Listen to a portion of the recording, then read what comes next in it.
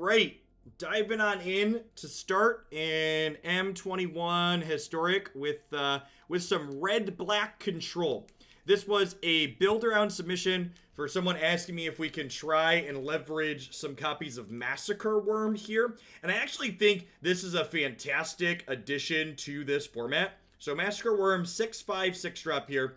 When it enters the battlefield, creatures your opponents control get -2/-2 till end of turn.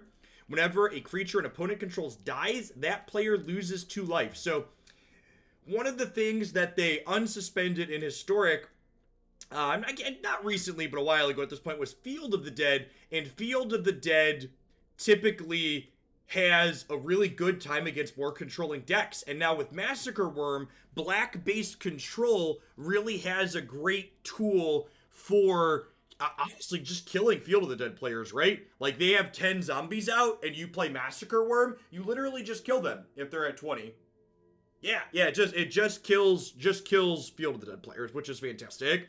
I also think Grasp of Darkness is low-key a fantastic addition to this format for black-based control decks. One of the threats that really gives control decks a problem in this format is Adanto Vanguard, and Grasp of Darkness will do a good job of answering Adanto Vanguard as a main deckable removal spell that's also just generically pretty reasonable. This card could also potentially kill Winota, so it'll be interesting to see if between cards like this and Containment Priest, if they eventually unsuspend that card in the format. Because remember, Winota's not banned, she's just suspended. So like Field of the Dead, we could see her be reintroduced to the format down the line. The rest of this deck is interaction with things like Agonizing Remorse and Bonecrusher Giant. We've got Kroxa and Rekindling Phoenix as extra pressure and threats in Phoenix the Ashiok. And then I'm also trying out 3 copies of Chandra Heart of Fire here at the top end of our curve. So she has 2 pluses, can hit anything with one of them in damage. So 5 mana, comes in with 6 loyalty basically. Protects herself by killing something potentially when she comes into play. She also has the ability to draw up to 3 cards per turn if your hand is otherwise empty. And a tap-out control deck like what we're playing here, this is going to be a pretty potentially powerful source of card advantage to help us find our threats in the mid to late game. Hey, Duress, let's get your sword to go with that shield. Thanks for the interior support. So let's go ahead and pop on into some matches here with this and see how it goes.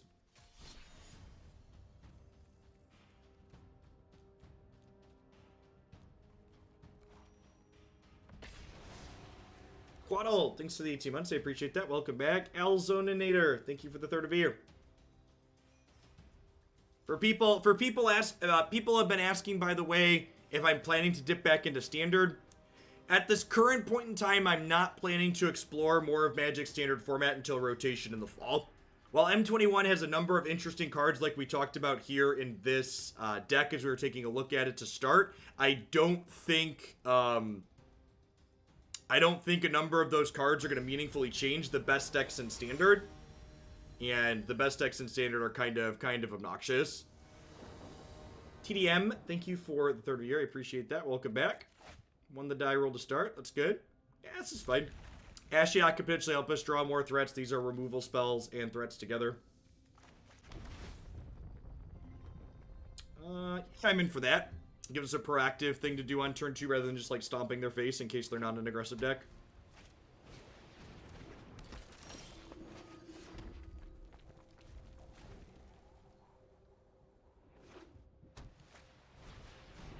So I think I'm going to let the Pridemate come into play here. And then kill it in response to this life gain trigger.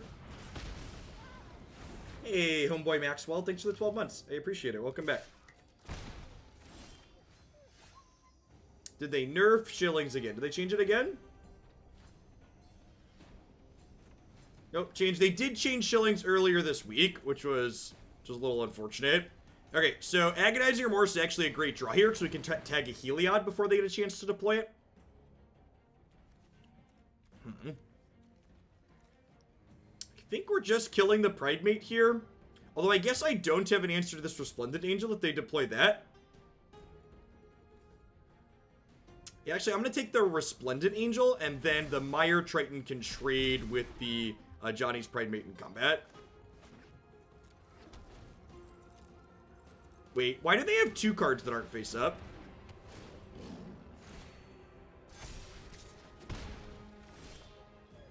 That's gotta be a bug, right?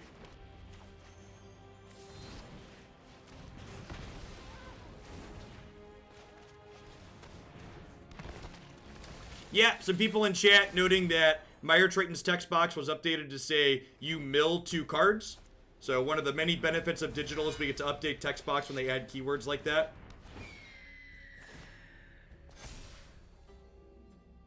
Sounds good, Terran Terror. Thanks for the support. This has Death Touch. These 2 trade here. Massacre Wurm. That one's going to get to do some work here potentially against all these Hawks. And Massacre Wurm's minus is one-sided, which is fantastic for us. So any untapped land here would be phenomenal.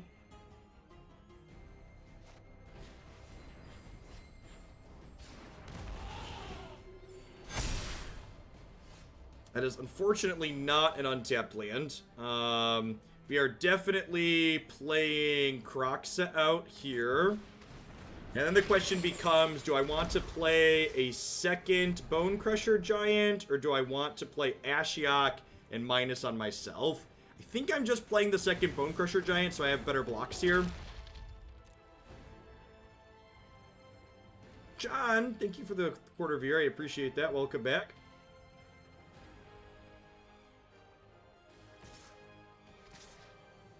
Pretty conservative attack here. They're trying to get Sarah Ascendant kind of powers up when they hit 30 plus life. So we have one more turn window here to try and... Come on!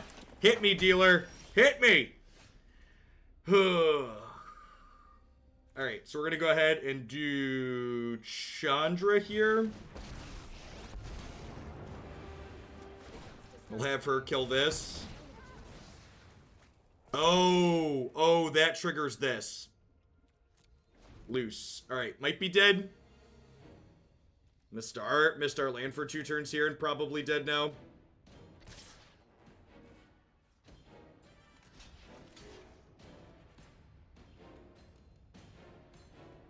So this is 9, 10, 11, 12, 13. I'm going to go to 2 here.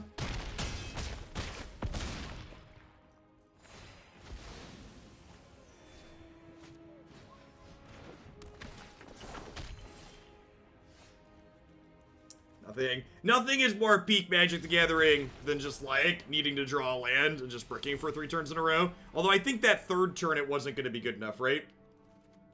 Going to be a little bit too far gone there. We get to bring in Disfigures and Heartless Acts here. I think we bring in Libation in this matchup because Heliod's a pretty important card to take off the table. I could go either way on that. Ashiok's not very good because they just attack it down. Chandra just dies in a similar manner. Yeah, Ferocidon stops the life gain. However, they're also a little bit aggressive, so I don't... And, like, I'm bringing in Ritual of Soot as well. So, like, I'm not sure that I really want to do this when I'm also bringing in this. Like, this is mostly for the Field of the Dead matchups.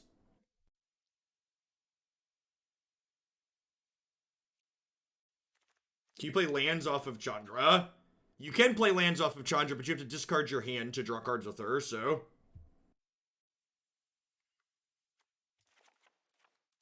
I'm bringing a couple of Libations to tag Heliod's.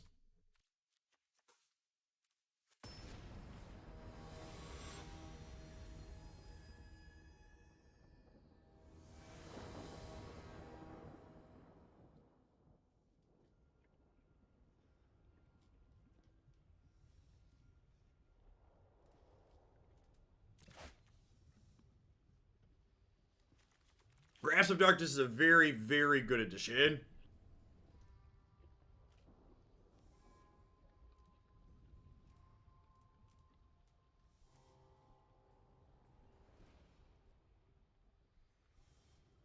This could honestly go either way, because Massacre Wurm's just so good in this matchup if we hit it on curve. And we have like 5 lands, we're pretty likely to hit it. Let's give this a try and see if this can just like take over the game for us. For the 2.5 years, Anti-Trumpet, I appreciate that. Welcome back. I don't even know if it's that greedy, right? It's a fantastic drop. I'm just going to go ahead and pass the turn here again in case they have an Ajani's Pride Mate.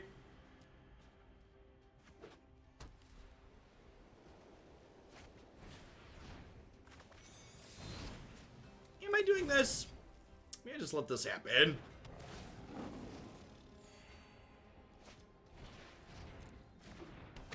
Interesting. Okay, so they're a more aggressive build overall. And we'll jumpstart. Yeah, jumpstart gets added July 16th.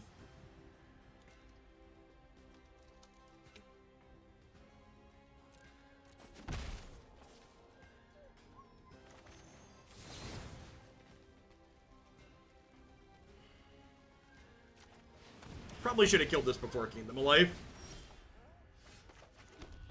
Bit of a misstep there. This will hopefully help keep their board in check while we work our way up towards enough lands to play the Massacre Wurm. No Heliod here is great for us. I don't think there's much hype about this set. I don't think this set's going to really impact... Oh, should have played Blood Crypt. I don't think this set's going to really impact Standard in a super meaningful way. I watched a lot of different people streaming the pre-release event yesterday, and like a very common theme among people streaming was like, none of my opponents are playing M21 cards, they're barely playing any M21 cards.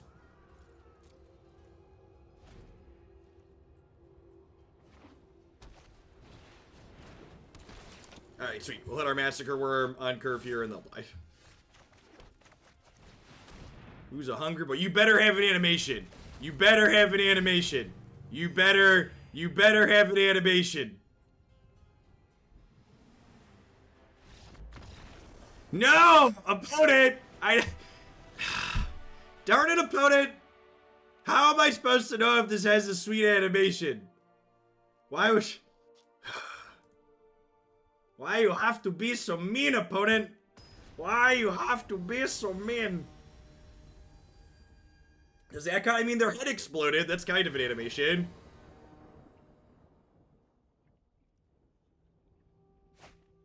Sparky never quits. I think this hand's a mulligan, especially on the draw. We only have 2 lands, so we're pretty unlikely to get to this on curve. Kroxa doesn't really impact the board early, so I'd like a cheaper removal spell when we're on the draw here. This hand is fine. Not amazing, but fine. We'll bottom the redundant Kroxa with our scry here, and then hopefully between being on the draw and a scry with this temple, we'll get to stomp something with Bonecrusher.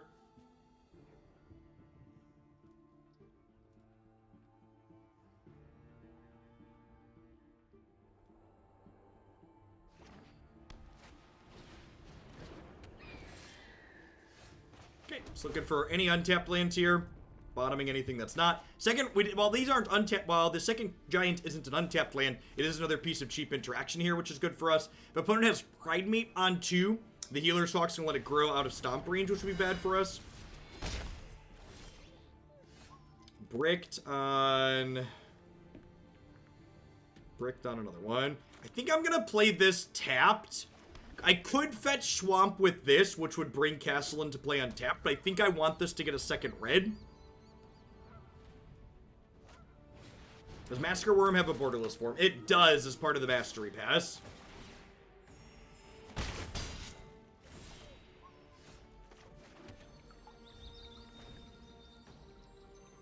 Might just get run down here being a little bit too slow on the draw. Yeah, today and tomorrow we'll get a little bit of a boost from that, Pino.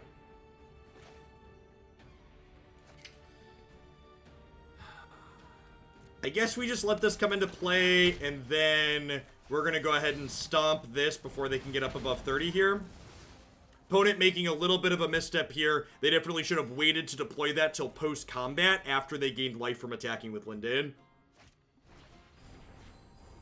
Oh, they just weren't going to attack this turn. That makes sense. I think we're probably dead here. Like I said, we kind of needed to hit the untapped land on 2 in order to be able to play our cards out, but the fact that, like, our first play was just, like, stomp, and now they're just so far ahead on board. That's not a bad pickup, though. If their last card isn't a piece of removal, we could start getting some profitable trades inside of combat, huh?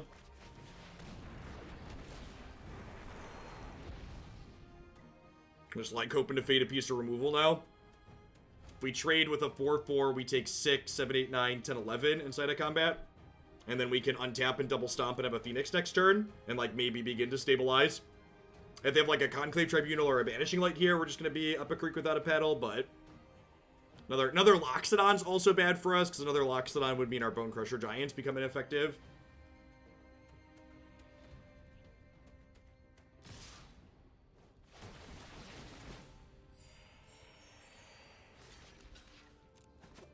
It might also be wrong to trade with Linden here, because Linden's legendary, so there's a chance they have another Linden in their hand. So, like, even though Linden gains them life, it might be right to trade with the Loxodon, since Linden's legendary. Yeah, and I'm immediately getting punished for that decision there.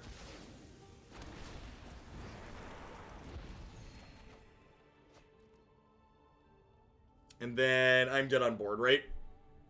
I can go stomp this, trade here, take 6 die. Yep. Yeah, and we really needed our Scry land or one of our first few draws there to be an untapped land. If we had been able to stomp on turn 2, I think we would have been okay there. Even if I take the correct block and don't block the Linden there, I think we're still pretty far behind. Yeah, the fact that we have Ritual Assault in our deck's another reason to leave Linden in play, right? Because Ritual Assault kills Linden, but it doesn't kill their Loxodon, since it kills things with 3 converted mana cost or less. So the 12 months, Daniel. Let's get you started to go with that shield. I appreciate you keeping me around.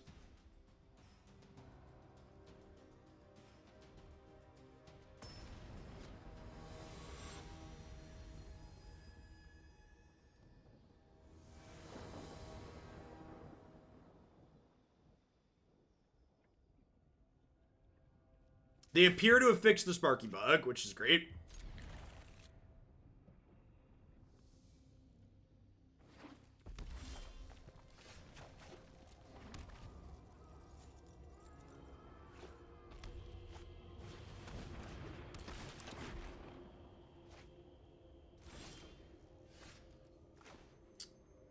So, Mire Triton's a card I generally want to try and trade up with since it has Death Touch. So rather than play Mire Triton and have it trade with their Rix Maddie, I'm going to go ahead and stomp it here. Stomping it this turn also gives me a Bonecrusher Giant to play on the 3rd turn on curve, which is nice. Goblin Chain Whirler is another reason to wait on the Mire Triton.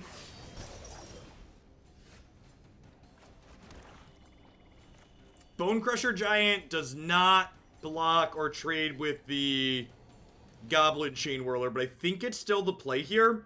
It could be right to deploy Ashiok as like, hey, look, a distraction, because Ashiok could draw us into a Kroxa in the bin. Maybe that's right, actually. Yeah, if I can find a 6/6 here ASAP. The worst case scenario when we play this out is that we miss and they have another Goblin Chain Whirler. Because if they, like, attack Ashiok for 3 and then Chain Whirler to finish it off, we don't get another -4, which would be unfortunate. They could also have a shock here.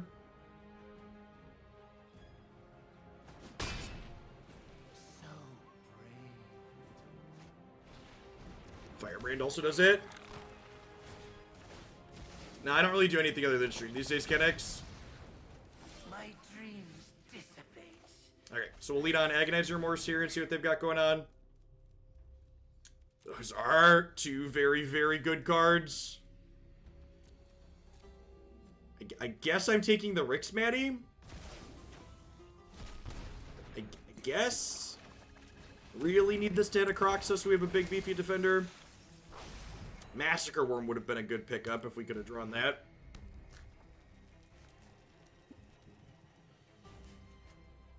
Oh, I guess this lets them Firebrand this back and then kill my Triton. Yeah, we're in a lot of trouble here. Really need a piece of 2-mana removal this turn. Murderous Rider. I don't think that does it.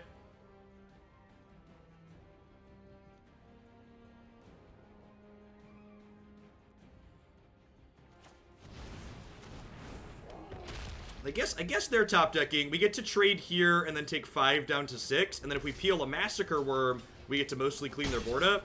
We have 2 more of those to draw.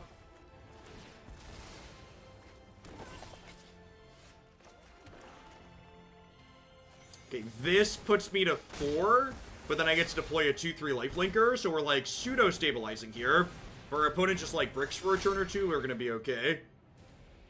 They can effectively attack us for 1 here. Bottoms up, please. Top to guard. It's not good for our hero chat.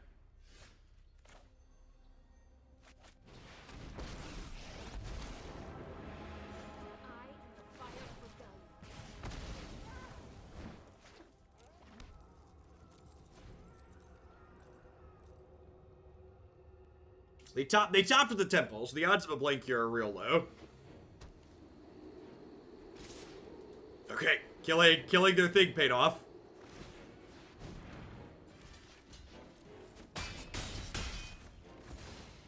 So the way lifelink and combat damage works there, we get to stay alive, discard our hand, draw 3 cards. Those are some good hits. Those are some good hits. Yeah, I've always accepted deck lists via Scryfall. 10-ton hammer.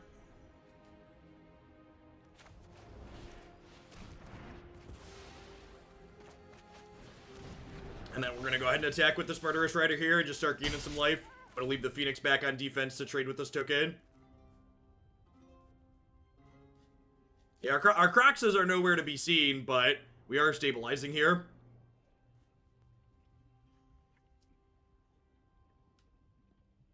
Why not leave open instant speed removal? Until end of turn, you may play cards exiled this way. Chandra doesn't draw you cards. She draws you cards that you have to play that turn. For people wondering why I cast the Grasp of Darkness when I did. Yeah, Murderous Rider here really flexing and showing its strength, for sure. Their best possible draw is another copy of Call the Death Dweller, because they'd be able to bring back Chain Whirler and kill my board. She did draw 3. They just have to be played that turn.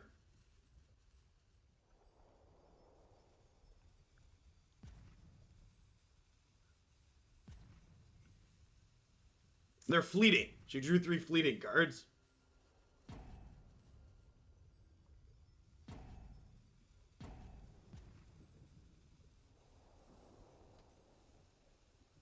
Yeah, I think this Planeswalker is very good.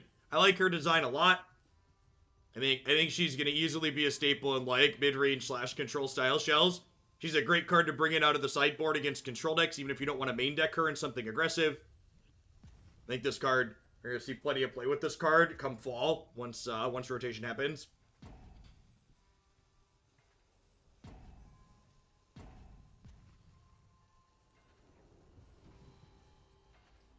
Yeah, Cardboard Live is quality stuff. I got the new things in them already.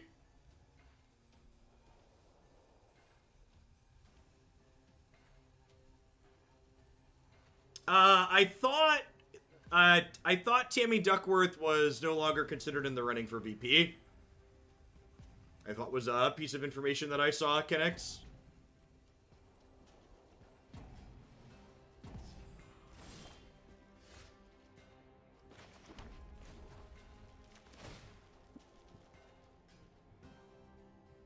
New York Times just published an article saying she was being vetted. Okay, that's good. I think she's a fine pick. I think the fact that she's from Illinois means that we have a Democratic governor here that could appoint another Democrat to her seat, which would be good.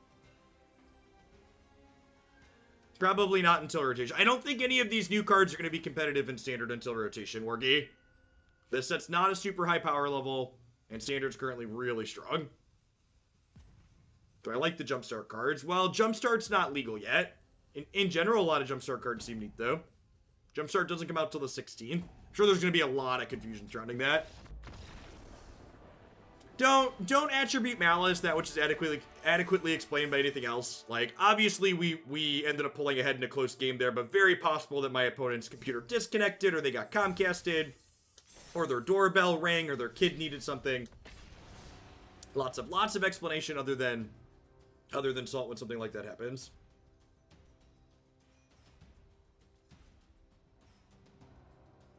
Tiny Bones really isn't going to be playable because the best discard spell in Historic is Agonizing Remorse, and it doesn't trigger Tiny Bones.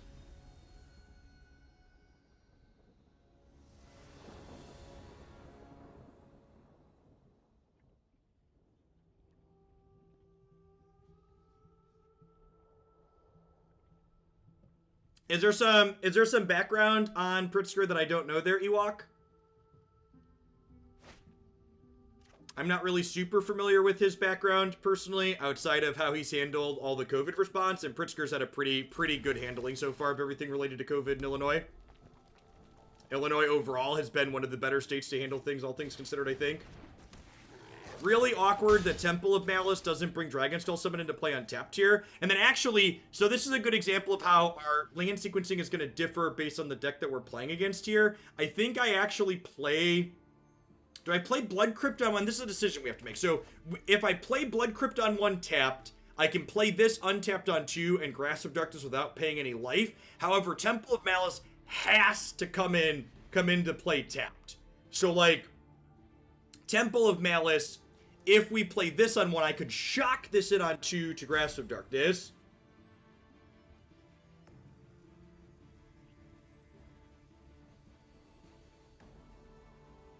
Yeah, it's probably Temple and then Shock. It's tough. So, like, if I... Mire Triton's a fantastic card on top. If I Blood Crypt first, I save myself life, but then I don't have an untapped land on 4, which is a big deal.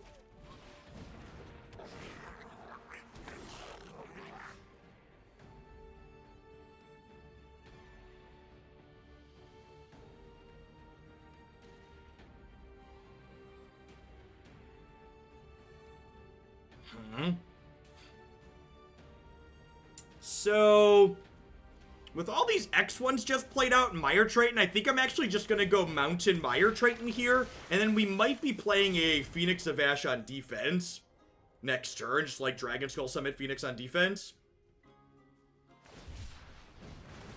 Gem Palm Incinerator. Yep. So they cycle this, they get to draw a card, and it deals damage equal to the number of goblins they control to an opponent.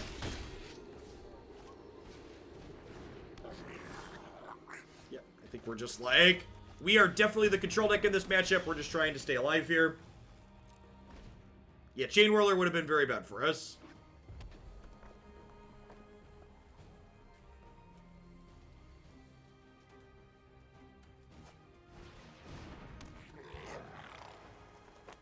That's not a great look, Ewok. You may play top card of your library revealed. I'm gonna go ahead and block here, and if they want to trade this plus this for my Phoenix of the Ash, I'm okay with that. Especially with Rekindling Phoenix coming down next turn, taking the Firebrand off the table is good for us. I think this trade is good. We just want to take as many trades as possible. Actually, you know what? Do I just, like, Grasp of Darkness this plus Kroxa their hand here? Yeah, I think that's actually what I'm gonna do. I'm just gonna go ahead and Kroxa their hand, and then Grasp of Darkness this.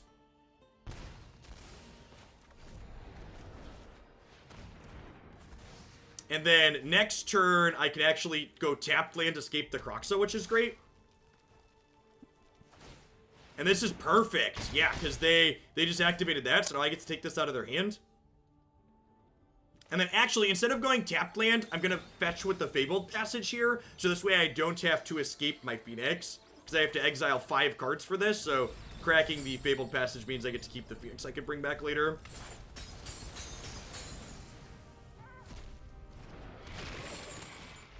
We're not completely out of the water here, but definitely ready to start pivoting here now that we've taken the game over a little bit. Kroxa here, threatening to make them discard a card, at least means they can't get, like, a ringleader to hold for a turn, which is nice. Tiago, thank you for the 13 months. I appreciate that. Welcome back. Thanks for keeping me around.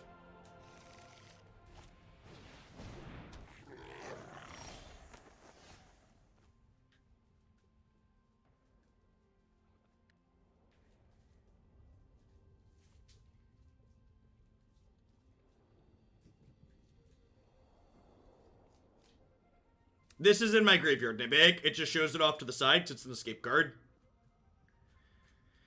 Okay, so I currently have 5 mana. This would be 6. This would be 7. So I think I'm going to go ahead and play the Rekindling Phoenix here. And then we'll play this tapped. And then next turn, I can go Ashiok, down tick Ashiok, escape the Phoenix. And I'm going to go ahead and attack with Kroxa here and just try and get this game over with. Hope that they don't have anything too scary on top of their deck. If we force them to chump block, that's good for us. If they don't chump block, we're going to be able to pressure them out of the game relatively quickly. And perhaps my sequencing is bad here. I should probably attack with this before I play Phoenix.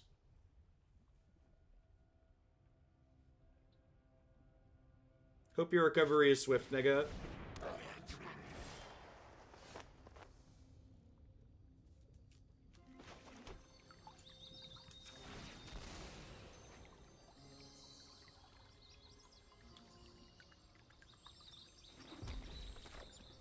play this. We get to down tick on ourselves here. Get to escape this one. And then we're going to force another chump block here, right? They're actually pretty close to dead even with the chump block, right?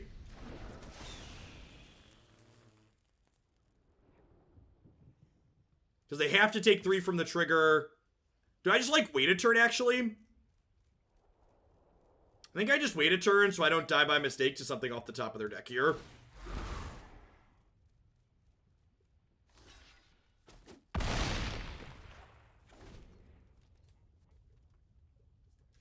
Another brick on top means the game is over. Because the Phoenix of Ash can pump itself up. Okay, and then against a creature deck here, we're just going to board in all the pieces spot full. We got some sweepers and Ritual of Soot, and then we've got a bunch of others. I know Ashiok was okay there, but I think I'm actually going to go ahead and trim this in this matchup. I also think Agonizing Remorse comes out here. While I have cards that generate card advantage that I wouldn't mind taking out of their hand with Agonizing Remorse, in general, like that game that we just saw, this matchup comes down to playing to the board. So, like, drawing an Agonizing Remorse when I need to interact with the board is not ideal. Need one more trim here. Probably trim a Chandra Heart of Fire so I don't get clunked up too much in my top end. Massacre Wurm is definitely my better piece of top end here versus goblins than this.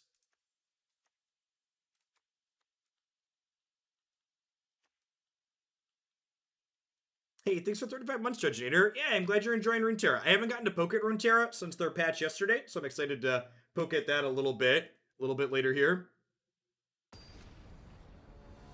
Yeah, no problem, Ziggs. Yeah, I agree. Riot knocked out of the park with their 1.4 patch. This hand is phenomenal. Remember, Bonecrusher Giant is both a 2 and 3 drop, so even though this hand only has 2 spells in it, it gets to curve 2, 3, 4, which is phenomenal. No play on 1, also phenomenal. Just gonna go ahead and crack this now, get the auto pass value in. If this was game 1, I wouldn't show them what one of our colors are, but it's game 2 when they know we're red-black, so I'm just going to go ahead and use my land. I think I just stomp. Try and keep my health total a little bit high. It could be right to just take a couple of hits and then Ritual of Soot, but this also sacrifices to Shaka, so there's some value in just killing it right away. This makes all their goblins cheaper, but if they spew their hand out next turn, I'm kind of okay with that, right? Poison Poseidon, thank you for the brand new tier 1 sub. I appreciate that. Welcome to Hoglandia. I could just play Bonecrusher Giant out as a blocker here to encourage them to go a little bit wide. I think that's the best play. Playing the Bonecrusher Giant out makes it so I'm not communicating. I'm banking for a sweeper. So this might encourage them to extend a little bit more than they otherwise would.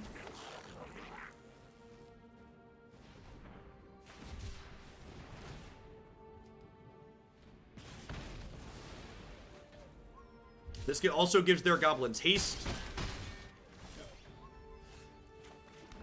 Not going to be greedy here. Just going to go ahead and take my 2 for 1 and try and keep my health total high. My deck doesn't have a ton of ways to gain life in it, so being a little bit conservative with my health total has some value.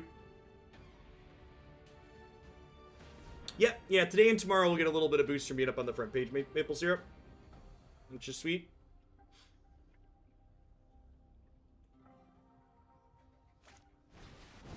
Goblin Matron goes and finds them any goblin friend they would like. Celeris, thank you for the 19 months. I appreciate it. Welcome back. So, Massacre Wurm, notably, is one-sided. So, I almost think... I just want to go fetch my 3rd black source here, play Murderous Rider, play Mire Triton, just, like, gum the board up. And we get to Massacre Wurm them the following turn. This is a really sweet addition to this format. Really, really happy with that card.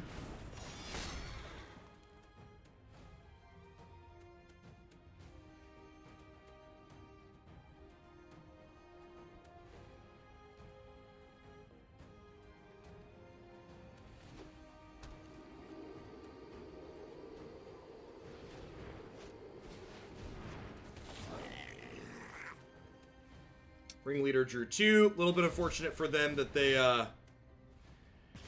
Murderous Rider's a good hit here.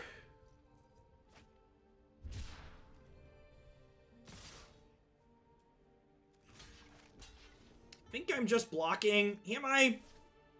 I'm playing this next turn, right? I'm just gonna take the hit.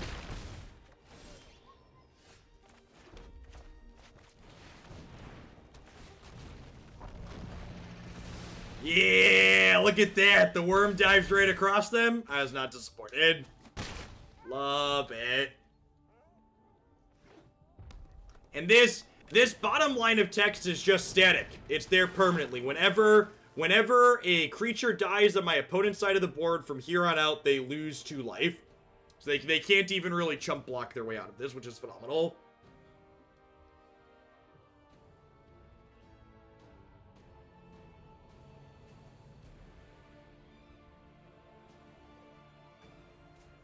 May his passing cleanse the world. Thanks for the 13 months, Jay Hurst. I appreciate that. Welcome back.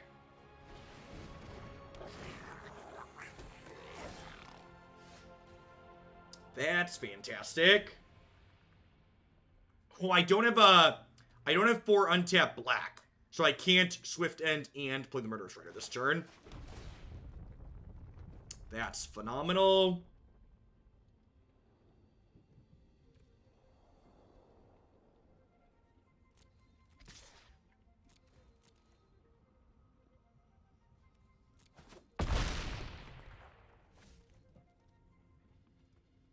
Alright, do I just play Murderous Rider now? I think I just play Murderous Rider now, right?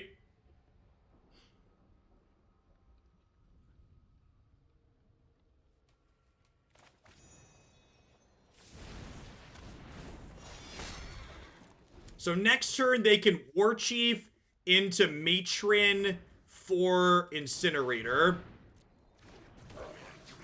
But that's still not going to be enough, right? Because Heartless Act lets me kill something here.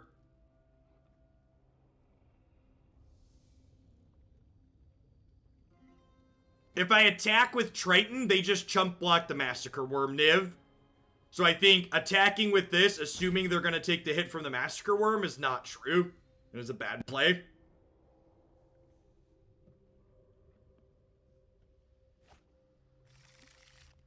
I'm trying not to die on the backswing, chat. My sequencing here is trying to prioritize not dying on the backswing. They might also, with this Gem Palm Incinerator, try to kill the Massacre Wurm. And if they cycle targeting the Massacre Wurm, I get to Heartless Act something in response here, killing a goblin. So, let's do this. They'll cycle in response, targeting this. I'll Heartless Act something else, and the game is over.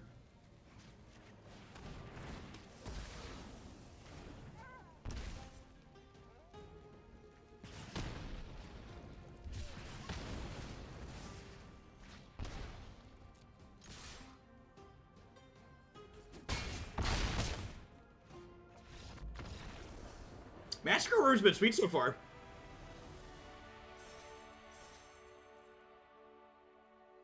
Massacre Wurm's been a good one so far.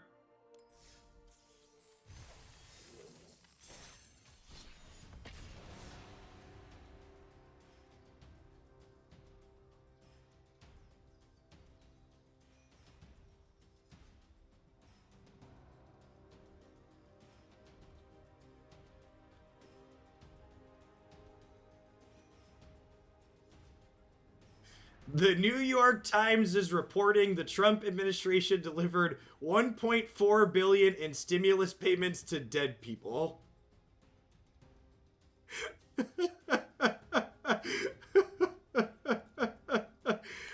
Oh, gosh.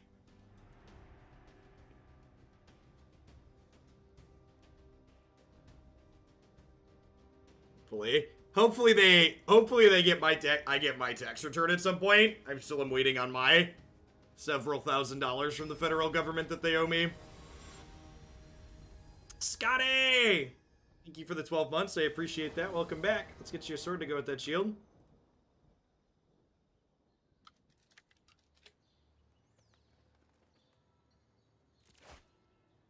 It is weird having responses in Magic, I agree.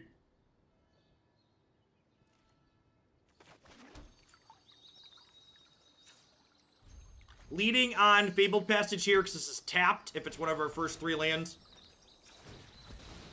So I want to be able to play an untapped land and a 2-mana spell on 2 here. We'll grab our second Swamp so we can Grasp of Darkness. Although I think we're just leading on Bonecrusher Giant stomping this.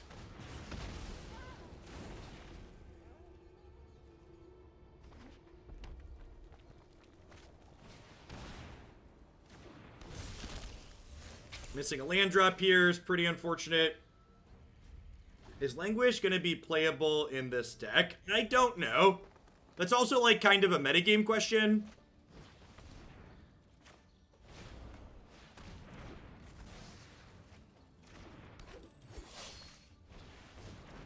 Panda on Drugs, thanks for the quarter of a year. Welcome back.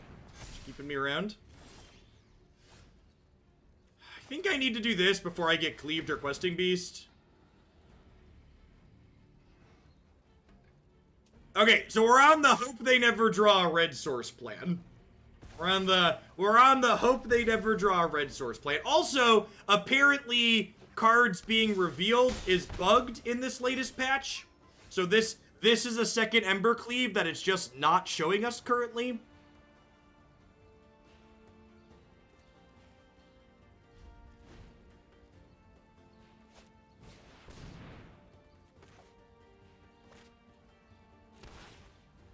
Pizza! Thank you for the very generous tier 3 resub. I appreciate that. Welcome back. Thanks for keeping me around. Alright, if we hit an untapped land this turn, we're going to be in a pretty good spot, he says before he gets cleaved.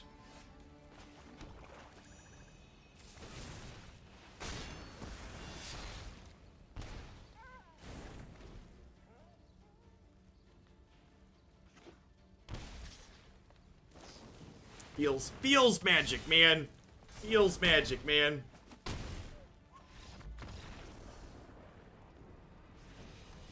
The old keep the 2-lander on the draw and brick off and die.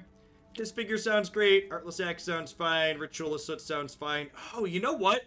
It's actually probably an oversight in this deck. If you look, I am not playing any copies of... I am not playing any copies of a way to kill Embercleave in my 75. Which is probably a mistake. I should probably have some Bedevils in my 75. I don't know that I need them in the main, but Bedevil definitely should be in my 75 to board in here.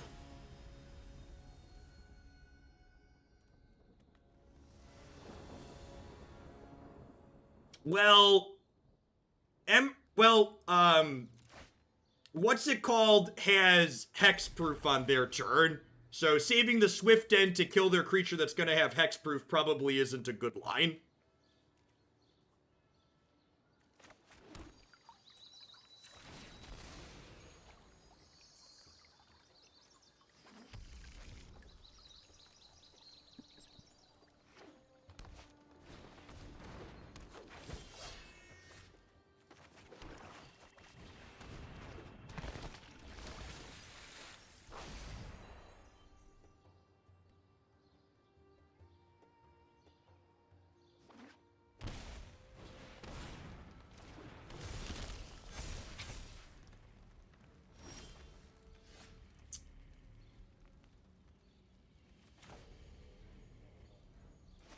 Put this into play tapped and plan to just block plus Disfigure this turn, I think.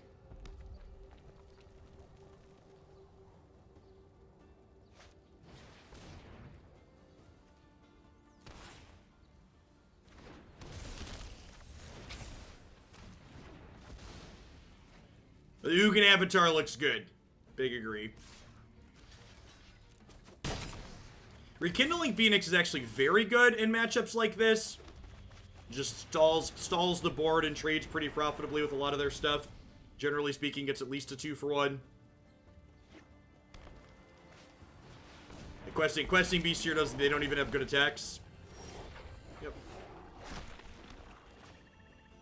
I think I'm gonna go ahead and just play Bonecrusher Giant out here as a blocker. If they have Ember Cleave, Grasp of Darkness gives us some play here.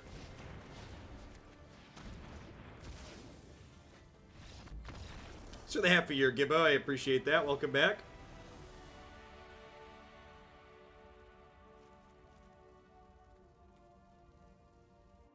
Yeah, Grasp is a fantastic removal spell for sure.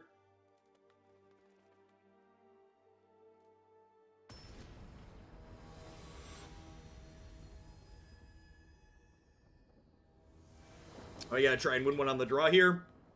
I'm looking for hands that have a 1 or 2 mana piece of removal in the opener for sure. Need to play cards that have cards that play to the board. Yeah, this hand's kind of phenomenal, huh?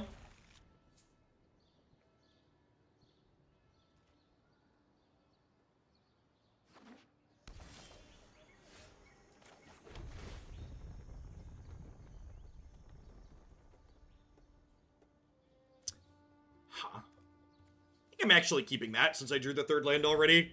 Gaining 2 life is good, and drawing towards a Kroxa in our graveyard is good. Fast Kroxa is one of our best openers in this matchup because Kroxa is just a giant roadblock that also kills them relatively quickly. Hey, thanks, Red Mage Frank. I appreciate the 30 months. Welcome back. Well, poop.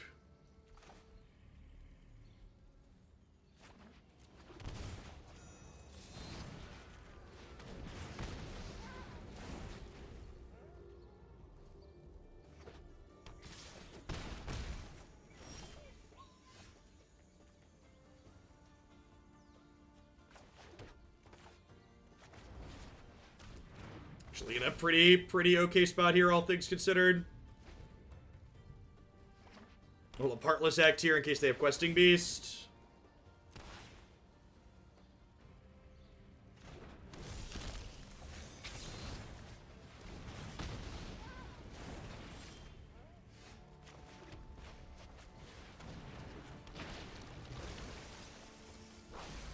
One Kroxa, please. That's never lucky. Alright, so this is like cleave 110%. Never not.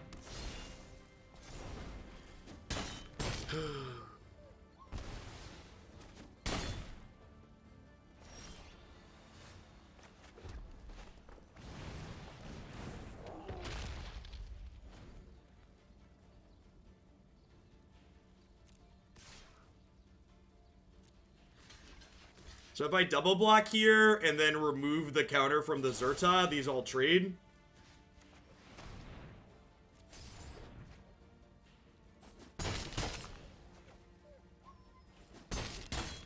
Like any other threat, still very good because the Embercleave sticks around, but it's definitely the line.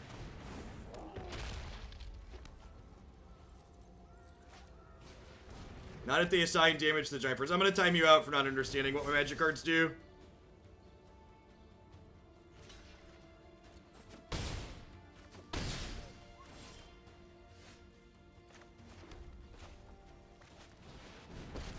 Need to find Grasp of Darkness here.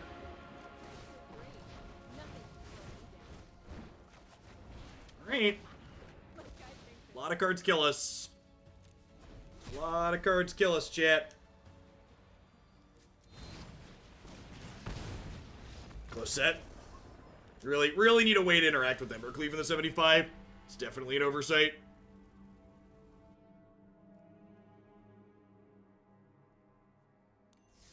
Yeah, I think that's actually the swap. Want some kind of Bedevil in the 75, I think.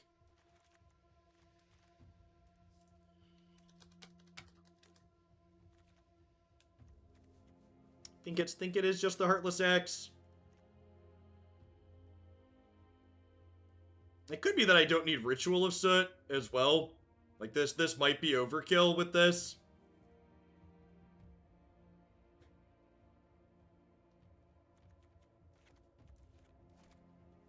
Like, so, like, post-board, like, right now, like, thinking about, like, what my curve looks like, we have 6 2-mana removal spells in the main, and I have 2 Disfigures and 2 Heartless Acts right now, so I'm boarding up to 10 2 or less mana removal spells. Maybe the Ritual of Soot just aren't necessary. And I'd rather just have Bedevil. Like, I don't actually think Ritualist is that good against Skrull. I think you'd rather be 1-for-1ing them rather than, like, tapping out for 4 and letting them build a board. Because, like, each of their threats are so individually powerful. What does Heartless Act kill that Grasp does not right now? Well, Heartless Act's a little bit more flexible in terms of the colors of mana that it has. It also doesn't get blown up by pump spells. It kills Cavaliers. There's a number of miscellaneous things that Heartless Act can kill. Obliterator's a good one. Yep. Let's just do that. I'm gonna swap 2 Ritual Slits for a Bedevil. I think having a Ritual as like a 4th sweeper in addition to the Massacre Wurm seems fine.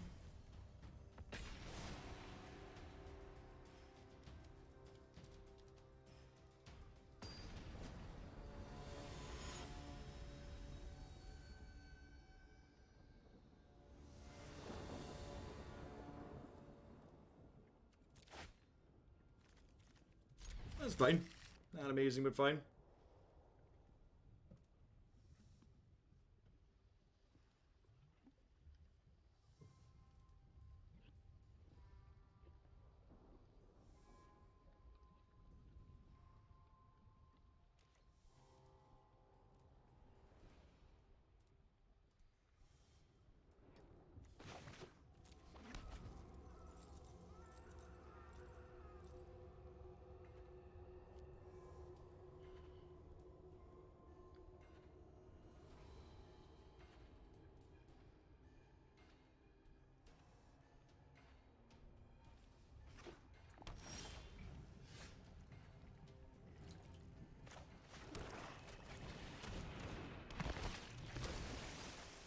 Yes, we're talking about Grasp. We're talking about Grasp of Darkness.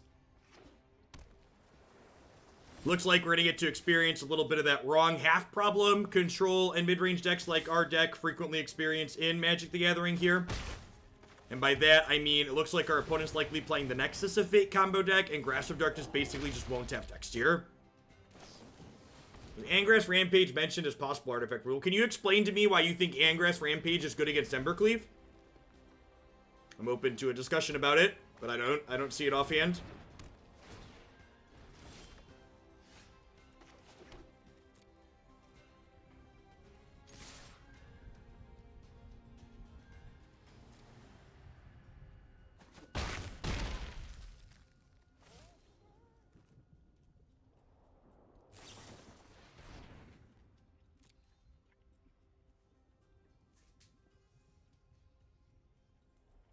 Yeah, it matches where this had text, is good. So, I mean, we've had a really good historic set so far today, but this is also our first time playing against Recollection, and we've not played against Teferi yet. And I don't think that's a coincidence. Boston, thank you for the tier 2. I appreciate that. Let's get your sword to go with that shield. Thanks for the entire year of support.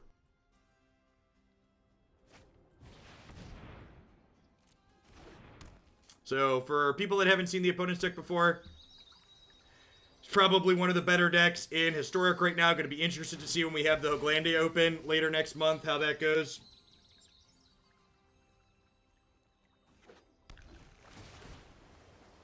Would I want a blue card in the sideboard of my red-black deck? Oh, wait! We got a mono-black version of Ritualist, of Ego, right?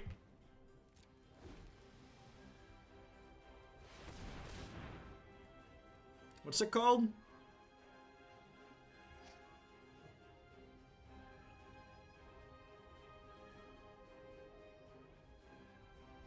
Necromentia. Choose a card name other than a basic land. Search there. They get some zombies. Yeah, it could possibly be okay. I think Ugin could possibly have an effect at Historic. Well, we're gonna play 4 Ugins in the next deck we're playing, so we're gonna try and find out together.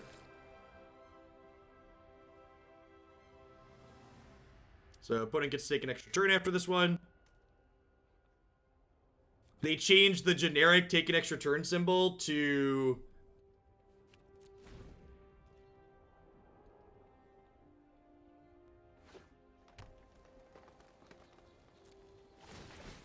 Now, it's annoying when your opponent sits here and takes turns, but they're not actually doing anything meaningful at the moment, so that's fine. We're going to pay 5 to draw a card here. Greatness at any cost.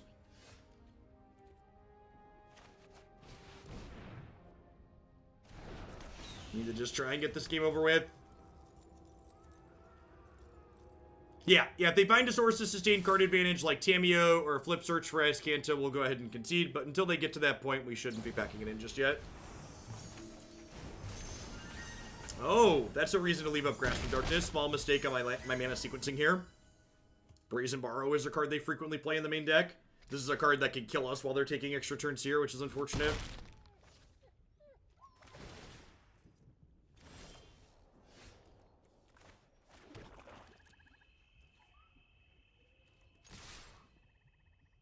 Yeah, the client released on OS X today. I'm going to go ahead and try and draw a Bonecrusher Giant here.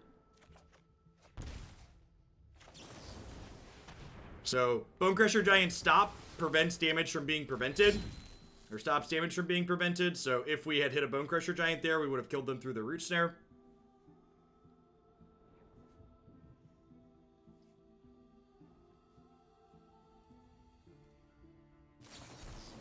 We did not, so they get to live.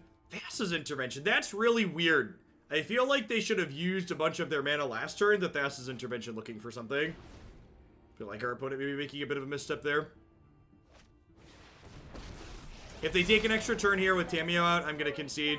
We're pretty unlikely to get to do anything else this game if they find a Nexus of Fate with this card out. How's Chandra look so far? Serviceable. We also haven't played against any of the good decks, though, so it's hard to measure too much. Mostly played against creature decks, which our deck's well suited against. It's our first time playing against a non-creature deck here, and it looks like we're about to lose pretty handily. MK all day, thanks for the 21 months. I appreciate that. Welcome back. Wow! Just stone cold nothing, eh? You love to see it, chat. By lose pretty handily, I mean win the game imminently. Through sheer force of will.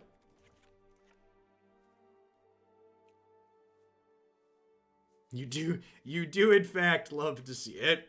We get to bring in Duress here as additional disruption. We get to bring in Pharika's Libation as a way to interact with their reclamations. We have Rampaging Ferocidon as a way to stop Uro from gaining life, which is great.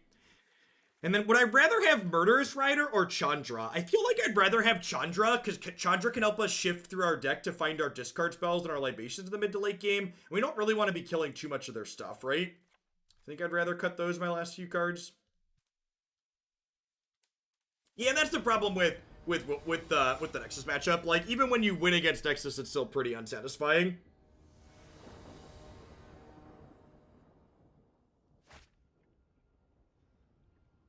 Yeah, this is fine. I do think a couple Necromentia in the sideboard as a mono black on Mortigo type card sounds good though.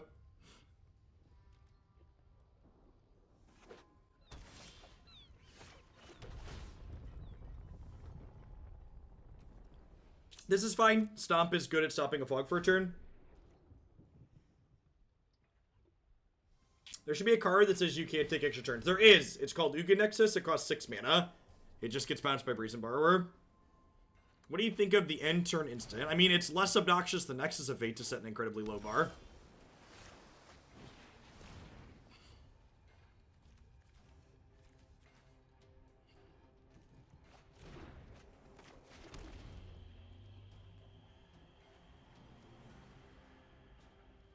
And then they had a Wilderness Reclamation in hand too, right? God, it's going to be really annoying that we have to manually remember the cards in their hand. So one of these two blanks is a Wilderness Reclamation that we saw because the client's bugged. Libation is an instant.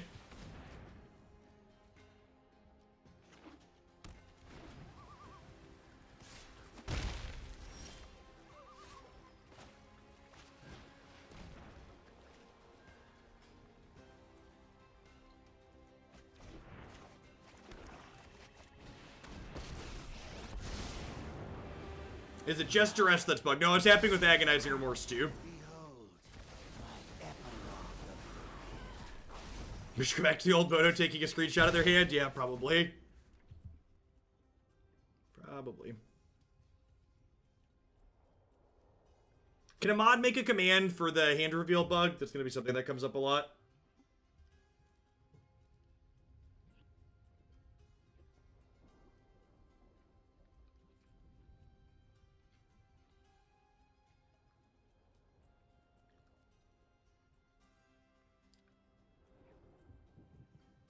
A study has shown that the highest rates of infection and mortality occurred in areas where Sean Hannity has the largest audiences.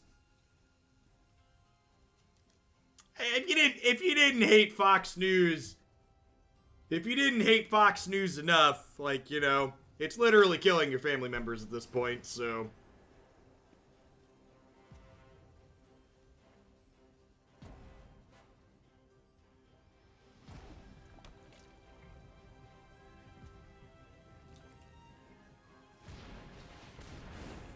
Okay, so Lovestruck Beast can't attack if they don't control a 1/1, although they have another Lovestruck Beast in hand, so I guess that doesn't quite work out for us. Let's start by down-ticking here and see what we get with Love of Kroxa. Still didn't find a Kroxa.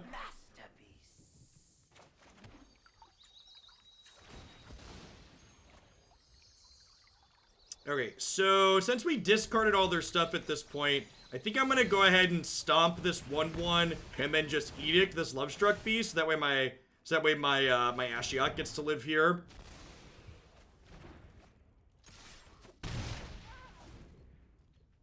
I think Liliana is better suited for a more aggressive variation of this deck mechanic. So like in the deck queue, there is a red-black. In the deck queue, there is a red-black mid-range build around that I intend to play the new Liliana in, but I don't think she's well suited for a deck like this that's generally interested in keeping cards in hand.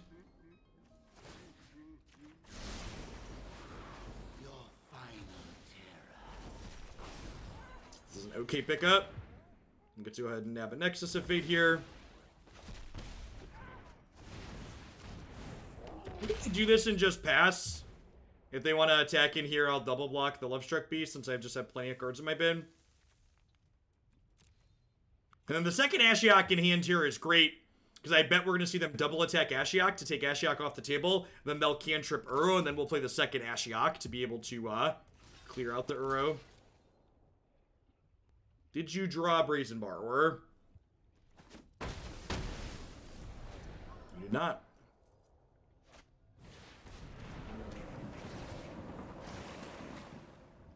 M21 cards, it felt like solid additions. Massacre Wurm's been a sweet finisher so far against in the creature matchups we played.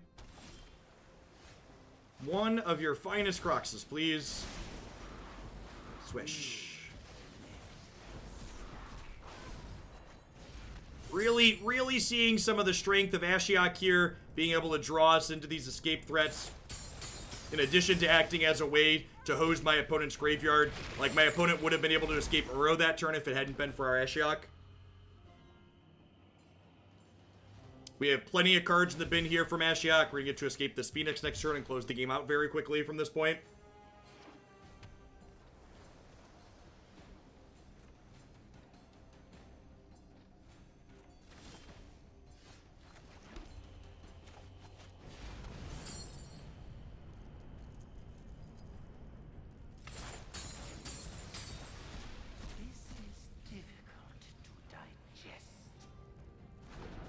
To activate this turn,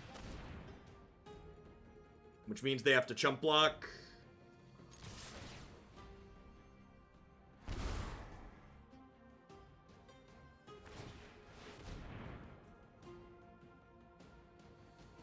Scavenging Ooze would be pretty reasonable against the deck that we're playing. We also have plenty of removal spells though, so there'd be plenty of counterplay there.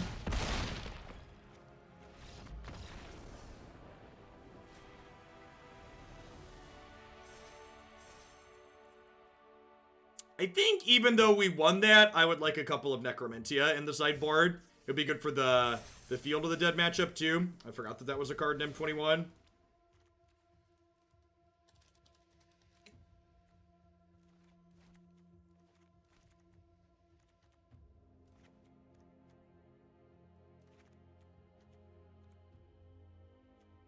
Is 3 Libations too many? Would I rather have 3 Duresses or 3 Libations? I almost feel like I'd rather have 3 Duress.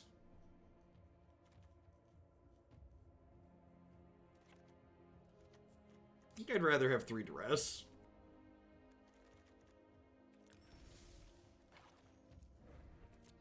Maybe if Fires of Invention was still legal, I'd keep 3 Libation, but with Fires of Invention being banned, I think 2's probably fine.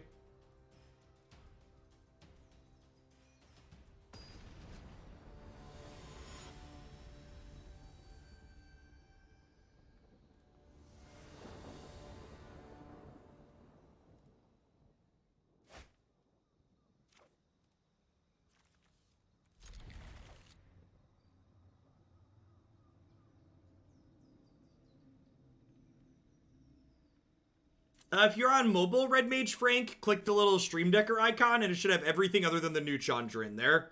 So the brand new M21 cards aren't on Stream Decker, but the reprints are at this point, as well as everything else that was there prior. Family's doing well, Roller Dude. Everybody's happy and healthy at this point.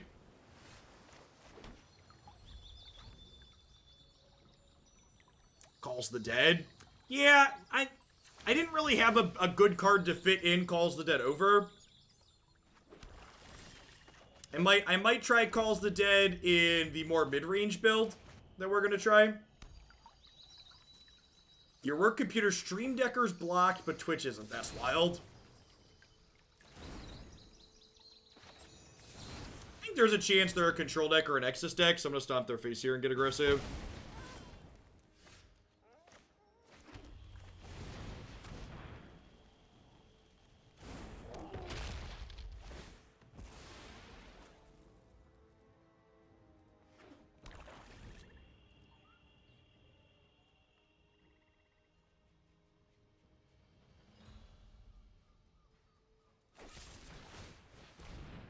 Alright, yep, looks like a control matchup. That's a fantastic pickup. And then next turn we'll get to go Agonizing Remorse into Phoenix of the Ash. Just plenty of resilient threats here.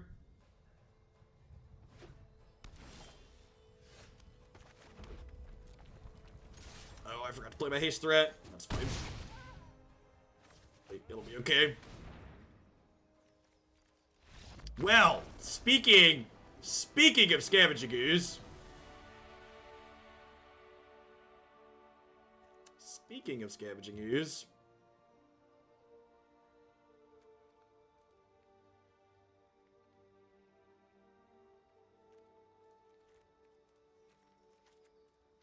Bring in Bedevil to have extra ways to kill that.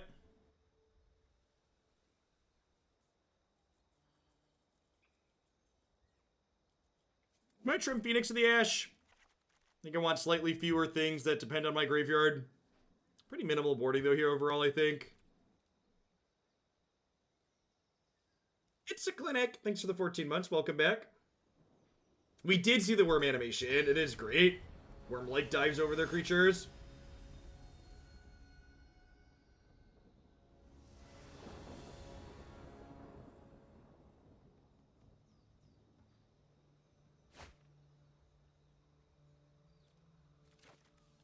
This is not amazing, but fine. Decent pickup. Again, just fetching now to save the time. They know what colors my deck is. There's nothing to conceal. Might as well just get that auto pass equity. We did beat the Nexus opponent.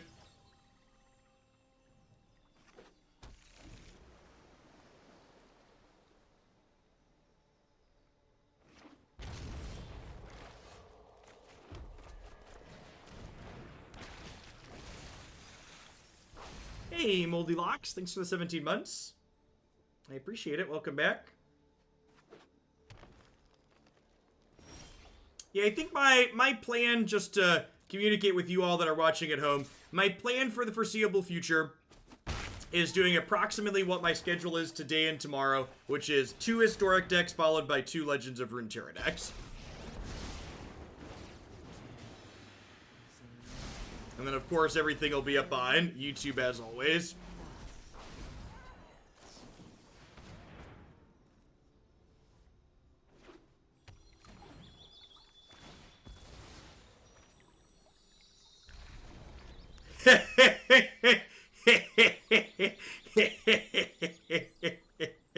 You love to see it, chat. You love to see it. Will the Ginger, thank you for the brand new Prime support. I appreciate that. Welcome to Hooglandia. Thanks for keeping me around.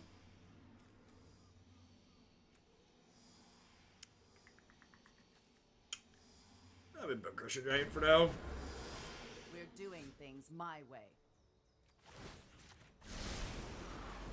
Behold. Got a big old cup of nope. I'm a survivor. And again, we see here Ashiok helping us draw into our escape threats. Just play this out right away, so that in case our opponent has a Scavenging Ooze, we don't get got by it.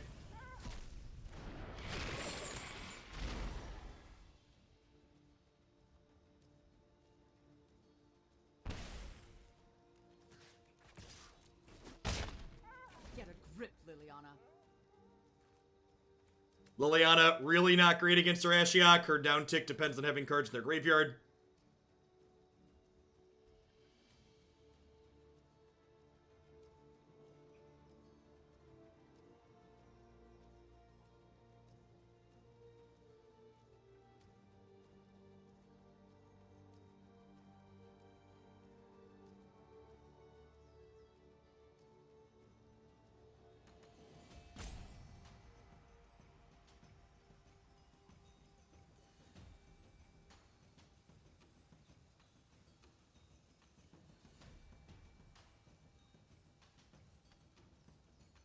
If Runeterra content drew the same amount of subs and views and bits, do you think you'd transition to it entirely? I don't know, Moonpipe. Genuinely unsure. Something I've often said is variety's the spice of life. And when Magic's good, it's pretty good. This game should be pretty over at this point. We get to Chandra, kill this, Ashiok down tick, Kroxa attack them.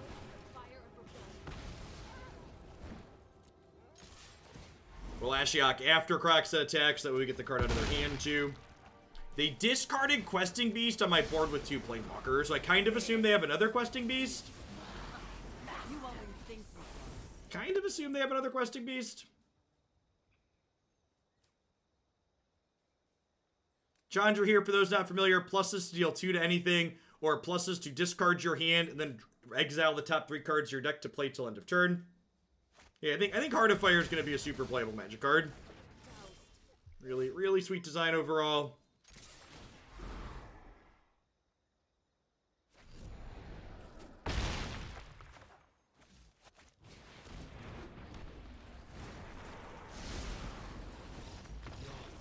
How's this deck been? Very reasonable, Noxin.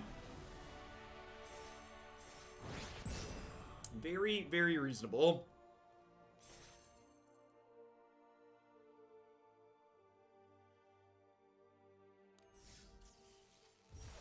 I boarded my Phoenixes out, Gecko.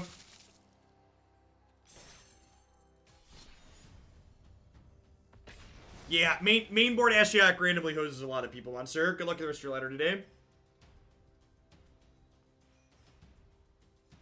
We haven't played against Teferi Time Raveler a single time, Pelly.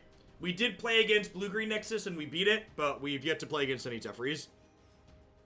Which is why the day's been so much fun. We played a bunch of creature-based matchups. They've been really interactive and had a lot of decision points. F. Malu, thanks for the 3rd of a year. I appreciate that. Welcome back. Just keeping me around.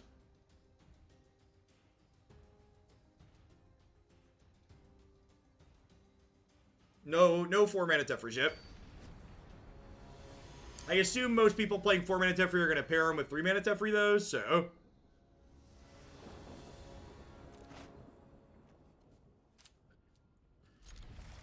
This could get into trouble if we don't draw a 3rd land, but it's got a bunch of 2-mana spells we can play, so if they're aggressive, we'll get to hold the door for a little bit.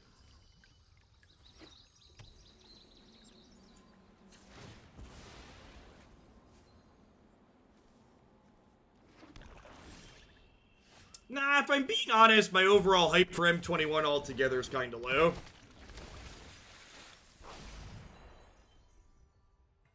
I don't think Runeterra directly impacts my desire to play Magic more or less so much as that, like, the current state of Magic impacts my current desire to play Magic more or less. Yeah, I'm definitely more excited for Jumpstart than I am M21. As someone who's, like, been focused more on Historic for Arena, like...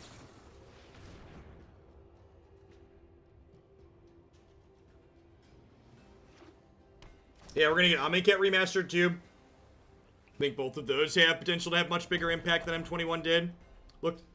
Looks like another Nexus matchup here. Probably Nexus splashing for Teferi. If I had to venture a guess. We'll get a chance to test out our 3-mana spell.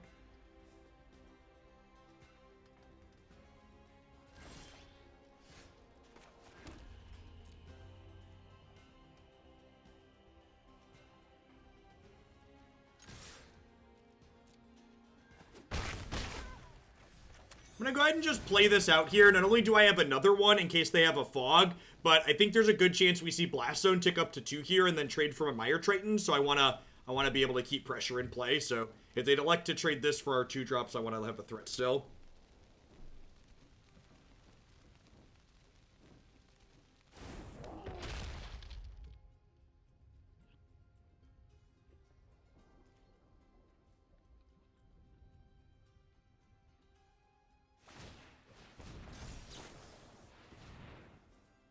But I'm checking out some of their options here.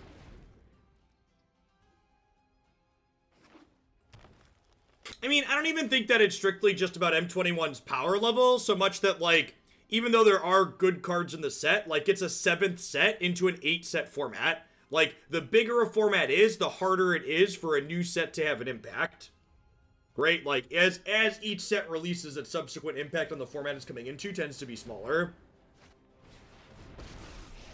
There's the Teferi we knew was coming. Don't worry, I got this.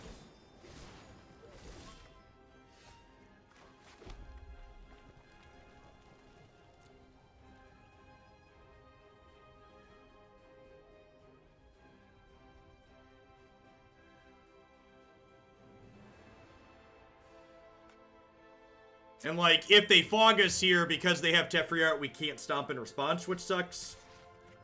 But it is what it is.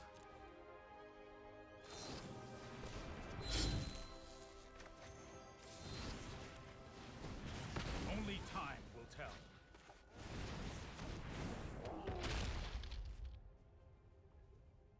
Who do I wish were the best decks in Historic and Standard? I think formats like it. I think all Magic formats are always best when creature-based decks are the best deck in the format. When the best decks in Magic don't care about removal spells, Magic tends to be less fun, in my opinion.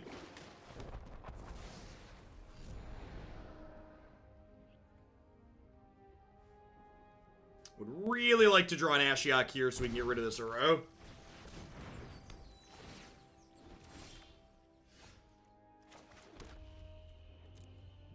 Could we have stomped first? I could have, but then they just don't play the fog, and then they have the fog the following turn to fog my 10-point attack. So, like, people saying I should root snare first, I net 4 damage root snaring first, but then I lose 10 damage the following turn. So that sounds like really bad.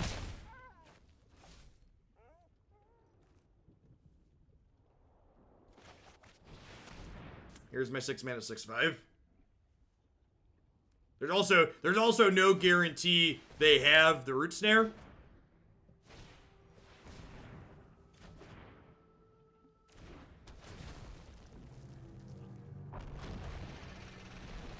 Hey, we get the animation even if nothing's in play. I'll take it. Let's put Blast Zone up to 3 here, so they'll be able to kill Bonecrusher Giant with it. Now, the nice thing about them putting this to 3 is it means if they escape Uro pre-combat, or if they escape Uro before their end step, it also dies to the Blast Zone. So this restricts their sequencing a little bit there in terms of what Uro's allowed to do. We'll see. They could have Nexus of Fate in hand, so if they have Nexus of Fate, we could see them escape Uro and then take a turn. I am not going to sit this one out.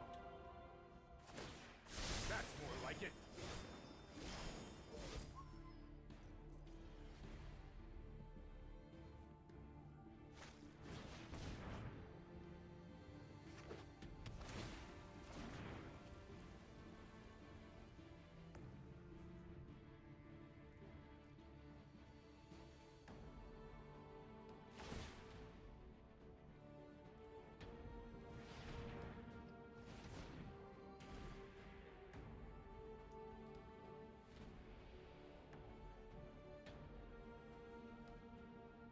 I mean, the good news is their Teferi dies to their Blast Zone. So we, like, got that going for us.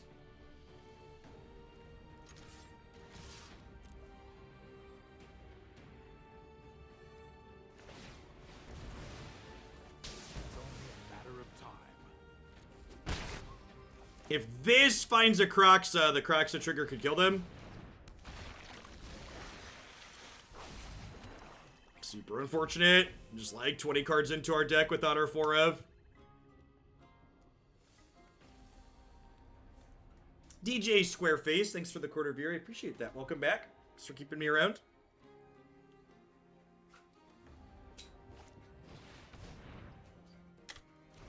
If they have a Nexus of Fate here, we're pretty unlikely to win the game. They'll get to escape this Uro, and then, well, that's another tip for you. Yeah, I think this card's probably the card that these two cards should probably not be legal in any arena formats. I think it's probably the case.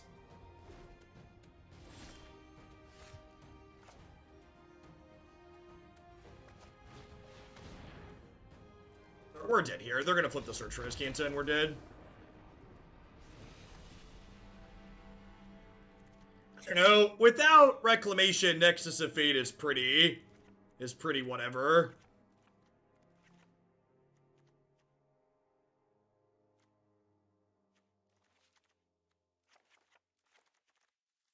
I think I like this. Duress and Libation in. Necromentia in. Ferocidon to stop Uro from gaining life. Chandra draws us to our Disruption.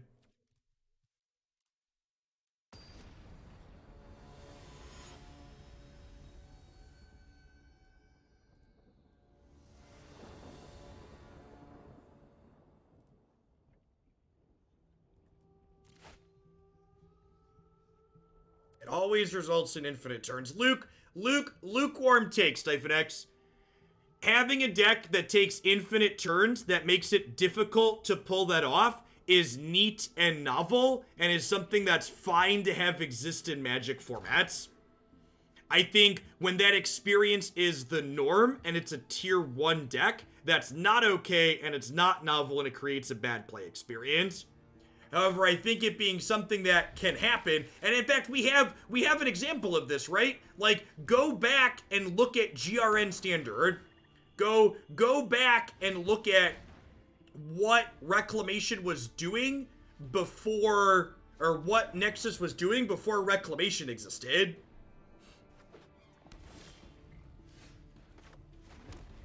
Like, it existed and was neat and novel, but there were lots of ways to interact with it, and it was difficult to pull off. It's exactly what I'm describing. Like, we don't even have to talk about this from a theory standpoint. We could, like, literally go back in time and look at, like, when this actually happened, what I'm describing. Requiem League, thanks for 11 months. I appreciate that. Welcome back. Just keeping me around.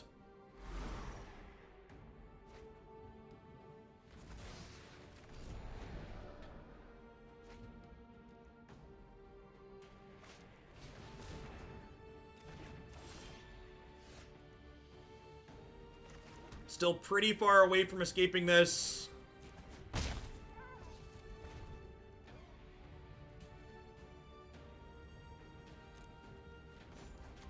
We don't have a lot going on, but neither do they.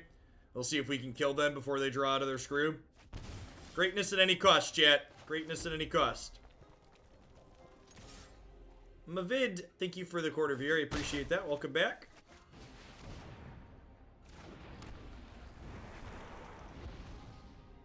Have you heard about my bird? I said a bird. Bird's the word. I said a bird. Thanks for the 14 months, Soren. I appreciate it. Welcome back.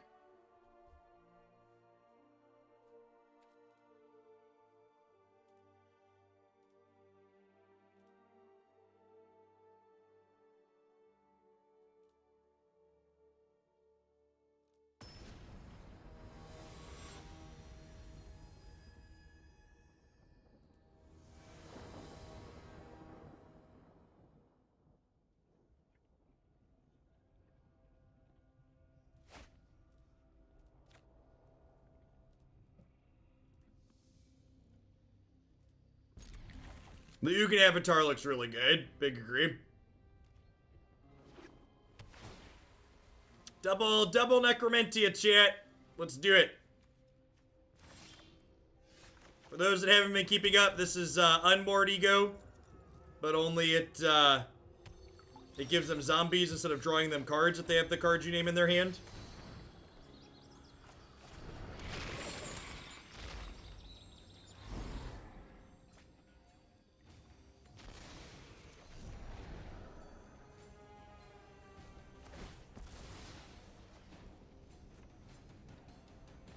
Arena should have manual shuffling. Oh. Sorry I'm late. Trust me, I have a plan. Am I name Wilderness Reclamation since I have both of these? We'll name Nexus of Fate with the second one.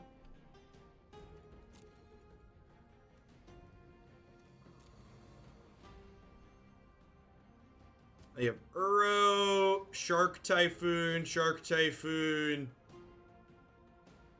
So you have 3 Shark Typhoons and 2 Uros here. And the zombie we're about to give them.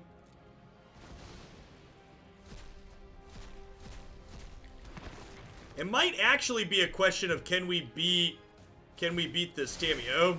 I'll protect you.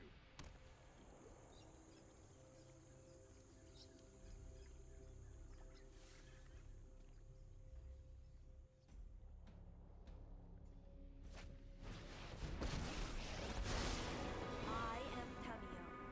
It is an honor to meet you. To the library.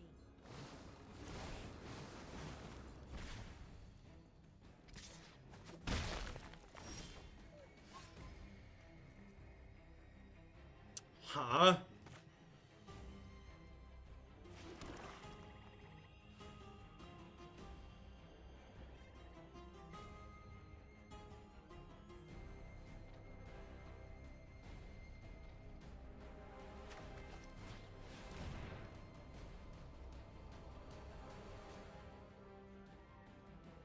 Necromentia will be better than Unmortigo, BJ Roth, because it doesn't get Mystic Disputed.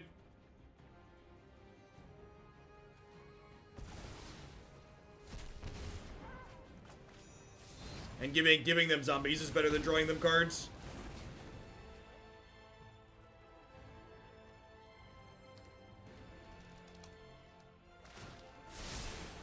Here goes nothing. In fact, I'm going to put a note in my notepad here to put Necromentia on the website over Ego and decks that have it. Unless your mana base is super light on black, you'd rather play Necromentia over Ego in most decks. Follow the tracks of the wise.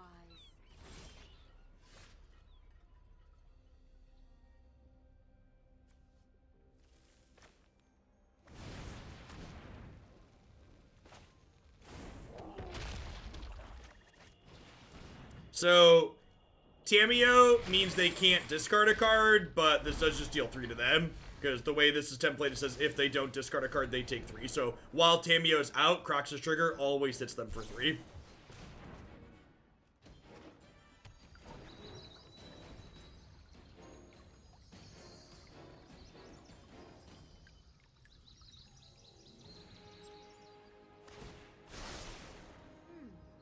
I noted this somewhere.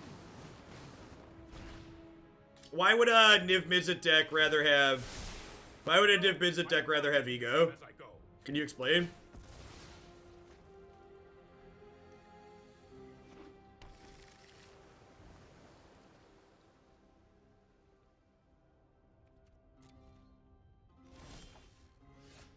Oh, 5-color Niv. Got it. I was thinking about the unplayable one. No, I'm not playing Standard till September, JMP.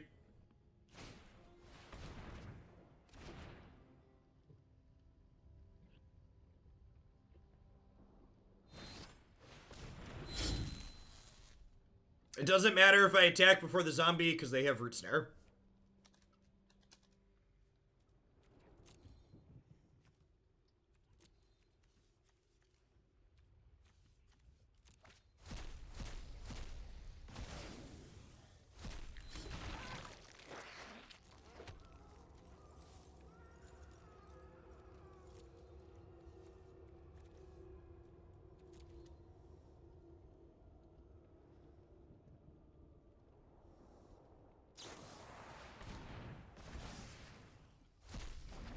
The return to nature there means I won't be able to escape Kroxa next turn. We might even see this Tamio down tick here and pick the return to nature back up and exile my second Kroxa. Seek and Yeah, they have 2 Uros and 2 Shark Typhoons. They just milled over Uro, so I think we're dead here.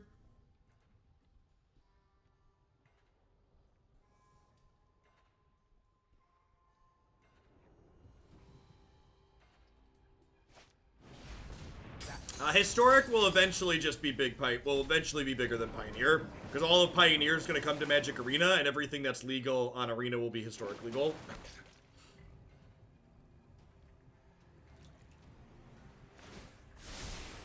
Let's try this. I like how everybody's talking about how the Black Ego looks really good while we're sitting here just getting dumpstered because it didn't matter. If anything, that game kind of feels like an example of why maybe the Ego card's just not worth playing, and we'd rather have cards that impact the board rather than playing cards that only potentially impact